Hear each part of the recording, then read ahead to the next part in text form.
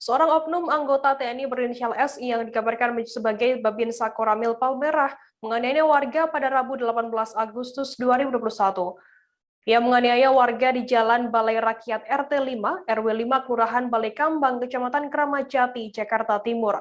Indra, korban penganiayaan, mengatakan belum berani membuat laporan kejadian tersebut ke pihak kepolisian.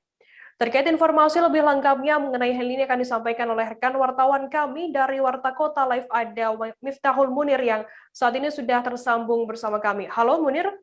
Halo, Firda. Munir, bisa dijelaskan bagaimana kronologi penganiayaan yang dilakukan oleh anggota TNI ini?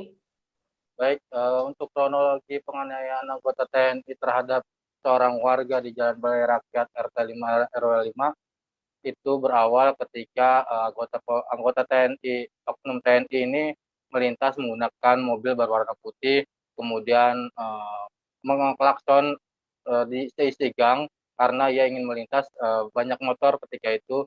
Akhirnya pihak warga atau korban ini memindahkan salah satu motor jenis Yamaha Vino. Usai memindahkan motor jenis Yamaha Vino, si korban ini duduk di atas sepeda motor.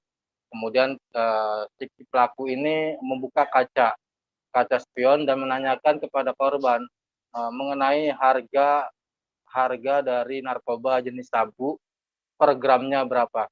Kemudian ketika dijawab oleh si korban tidak tahu berapa harganya, si korban ini menanyakan apakah oknum TNI ini yang melaporkan juga pada saat itu si korban ini sempat ditangkap sama Polsek Kramat Jati. Namun sebelum dijawab, pihak atau oknum TNI ini langsung turun dari mobil dan melakukan penganiayaan karena si korban merasa oknum TNI inilah yang sudah menjadi atau melaporkan dia ke aparat kepolisian Polsek Kramat Jati melalui seseorang yang bernama Ibu Gaga. Seperti itu, rekan Firda. Munir, kemudian bisa dijelaskan apakah korban dan oknum Babinsa Koramil ini apakah mereka saling mengenal? Baik, untuk korban dan pelaku sendiri sudah saling mengenal karena korban ini merupakan warga sekitar dan sejak kecil juga sudah mengenal oknum anggota TNI tersebut. Sehingga kejadian ini kedua belah pihak saling mengenal dan belum ada pertemuan pas kejadian. Demikian rekan Firda. Mungkin bisa dijelaskan sedikit mengenai kondisi korban seusai mengalami dikeroyok oleh anggota TNI ini. Bagaimana kondisinya?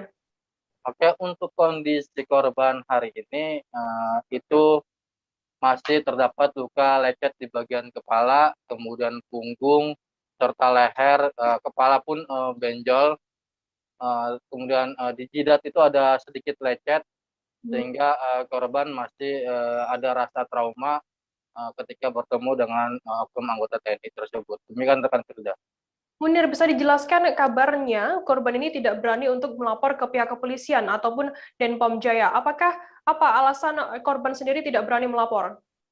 Baik, alasan korban sendiri tidak berani melapor karena oknum TNI ini atau pelaku ini merupakan dari salah satu instansi aparat negara, sehingga si korban merasa takut kalau anggota keluarganya menjadi menjadi sasaran kekerasan dari oknum TNI tersebut atau orang suruhan dari oknum TNI tersebut, sehingga mereka atau korban sendiri tidak mau memperpanjang masalah ini sebenarnya karena takut. Namun demikian beberapa waktu lalu atau pada hari Kamis kemarin, korban itu sudah beritikat ingin mendatangi Polsek Kramat Jati dan Denpom Jaya, Kodam Jaya di Cawang. Namun karena berpikir dua kali keselamatan nyawa daripada keluarganya, karena saat ini istri korban juga sedang hamil, kemudian korban sendiri punya anak yang masih kecil, sehingga korban takut untuk melaporkan kejadian ini ke Denpom Jaya ataupun Polsek Kramat Jati. Demikian rekan Firda.